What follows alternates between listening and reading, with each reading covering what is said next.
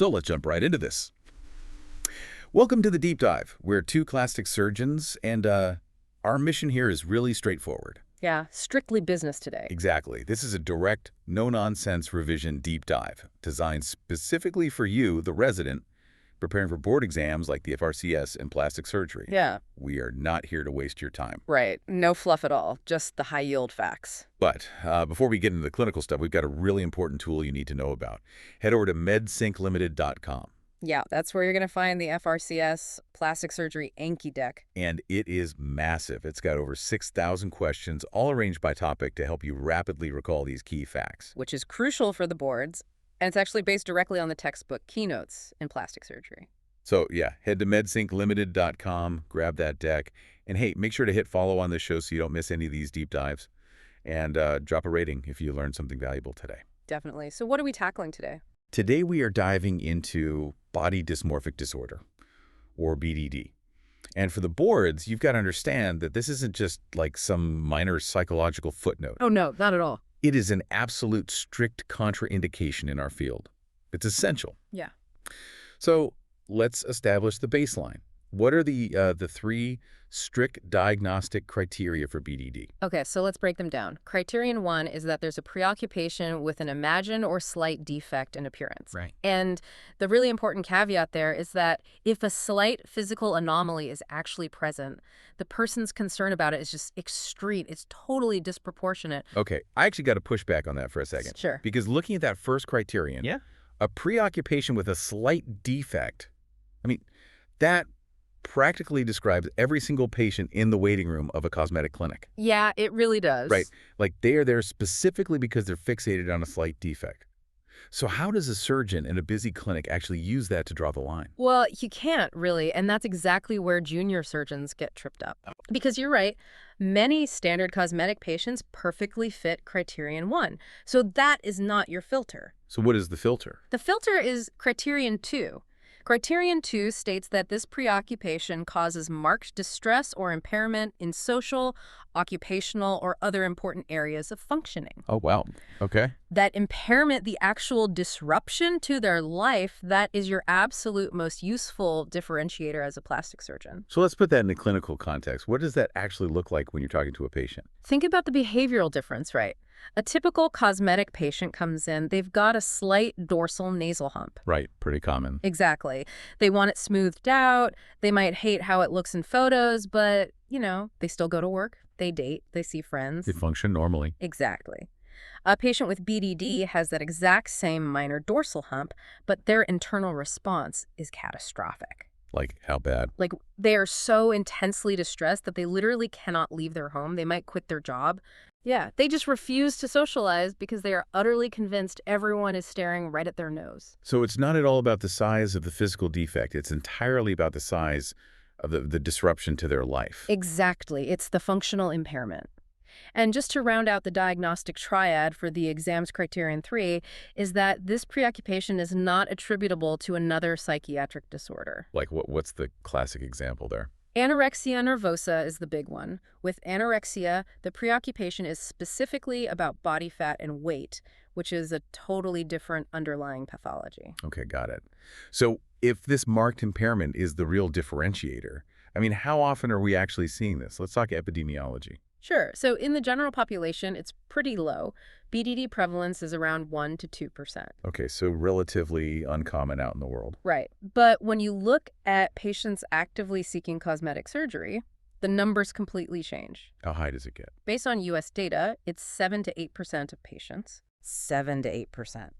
I mean, that means essentially 1 out of every 12 patients walking into a cosmetic clinic has BDD. Yeah, the 1 in 12 rule. Right. So if you're a resident seeing 24 consults on a Tuesday, statistically 2 of those patients are sitting there with a severe psychiatric disorder. Exactly. It's not a rare textbook thing. You are going to see this regularly. So is there a specific demographic profile we need to watch out for to spot that 1 in 12? Well, first look at the timeline. The mean age of onset is late adolescence. Which makes sense, right? That's when body image and peer acceptance are a huge deal. Exactly. But here is the critical demographic note for the boards. BDD affects males and females equally. Wait, equally? Yes. 50-50 split. See, that is a huge red flag for a resident to remember because a standard cosmetic surgery clinic skews heavily female. Right, it's overwhelmingly female usually. So if a male patient comes in for a cosmetic consult, your index of suspicion shouldn't drop at all. It needs to be super high. Absolutely. And there's one more specific nuance about affected males you gotta know. What's that? Statistically, males with BDD are much more likely to be unmarried. Oh, interesting. Which ties right back into criterion 2, right? The social impairment. Exactly. If you can't socialize, you can't form long-term romantic relationships. So we know the demographics. Let's talk about the clinical presentation. What does the onset and trajectory look like? The onset can be sudden, like triggered by a random comment, or it can just be a gradual buildup over years. And does it ever just go away on its own? No, remission is incredibly rare. And this is the hardest part for the consultation. Patient insight is usually extremely poor. Okay, let's clarify poor insight, because I think people misinterpret that as the patient just being stubborn. Yeah, it's not stubbornness. Right, it literally means they lack the cognitive ability to recognize that their perception is distorted. It's a delusion. Exactly. When they look in the mirror, they do not see what you see. To them, the physical defect is the absolute objective reality causing all their pain. So do these fixations look the same across the board, or are there gender-specific areas we should be hypervigilant about? Generally, skin, hair, and noses are the most common preoccupations across everyone, but there are definitely gender splits. Let's hear them. For men, they tend to focus heavily on genitals, height, hair loss, and body build like muscle dysmorphia. Right. And for women? Women focus much more on weight, hips, legs, and breasts. Okay, so that's the anatomical history. But what about behaviors? What compulsive actions should residents look for? There are 4 big ones. First, mirror checking. They'll spend hours staring in the mirror, or conversely, they might avoid mirrors completely. It's all or nothing. Exactly. Second is constant skin picking, trying to fix perceived blemishes. Which just causes real tissue damage and scarring, fueling the anxiety even more. Yeah, it's tragic. Third, they constantly compare themselves to others. And fourth is camouflaging. They go to extreme lengths to hide the area. Like heavy makeup or baggy clothes. Exactly. Or even holding their posture in a weird, unnatural way just to obscure a specific body part. See, camouflaging is such a trap because it gives them temporary relief, but it just reinforces the obsession long term. Absolutely. So if a patient refuses to take off a heavy coat in a warm room, your clinical radar should be going off. Big time. Because underneath all that, this isn't just vanity. Let's talk about the danger signs.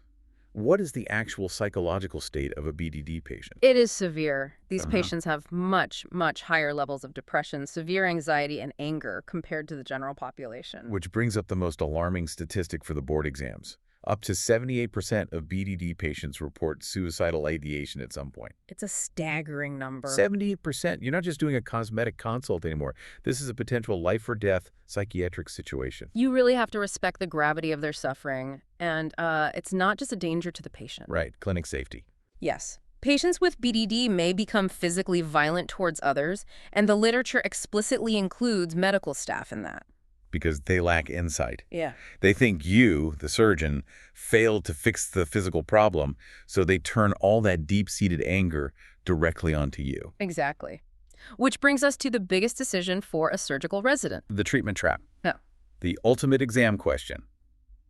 If they're fixated on a nasal hump, will fixing the hump cure the BDD? No, absolutely not. Never. Never. Cosmetic surgery makes zero difference to the BDD, or it actively exacerbates it. Patients are almost always disappointed with the outcome. Because the obsession just shifts to a new area, right? Exactly. It's a strict contraindication to cosmetic treatments. So how do we avoid the trap? Yeah. How should a resident structurally screen for this in a busy clinic? Well, the rule is all cosmetic patients must be assessed. You have to include 5 things in your general psychological screening. Okay, what's first? First, assess their motivations and expectations. Are they realistic? Right, what's next? Second, take a full psychiatric history. Which we should be doing anyway. Right. Third, ask directly about their concerns regarding body image. Okay. Fourth, actively assess for those direct BDD symptoms, the mirror checking, the camouflaging. And the fifth? Observe their demeanor. Are they excessively anxious or angry or showing that poor insight we talked about? And I know some clinics even use written self-report questionnaires in the waiting room to catch this early. Yeah, that's a great tool. So let's say surgery is contraindicated. What is the actual management pathway the resident needs to initiate? You must refer suspected cases to a mental health professional for further assessment. You cannot just operate. Right, but what non-surgical treatments actually work so we Yeah. can confidently counsel the patient during that referral? There are two main modalities. First is psychotherapy, specifically cognitive behavioral therapy, or CBT. And studies show that's effective, right? Yes, it actively helps them restructure those distorted thought patterns. It is highly effective. Okay, what about medication? That's the second modality, selective serotonin reuptake inhibitors, SSRIs. Do they work as well as CBT? No, studies show SSRIs actually offer limited benefit for BDD compared to therapy. CBT is the primary evidence-based treatment. Okay, we've covered a ton of ground. Let's do a rapid-fire summary of the core takeaways for the FRCS. Let's do it. So, the three criteria, especially remembering that functional impairment is the key differentiator, Right, the 7 to 8% cosmetic prevalence, and the 78% suicidal ideation risk. plus the absolute rule. BDD is a strict contraindication to surgery. You refer them for psychological help, primarily CBT. Perfect. But before we go, I want to leave you with a final provocative thought. I like it. What is it? Well, we talked about how constant comparison and mirror checking are key BDD behaviors, right? Yeah. Think about the modern era. We have high-definition video calls all day long and constant social media filters that instantly alter physical reality. Oh, yeah. How might that be subtly shifting the clinical presentation or even driving up that 8% prevalence of BDD in modern clinics? That is a fascinating point. It's totally changing the landscape of what we see. Definitely something to explore on your own. All right, that's it for today. Don't forget to head to medsynclimited.com to get the Anki deck. Over 6,000 questions. It's a game changer. And finally, whatever platform you're listening on right now, scroll down, leave a comment or a question about today's topic.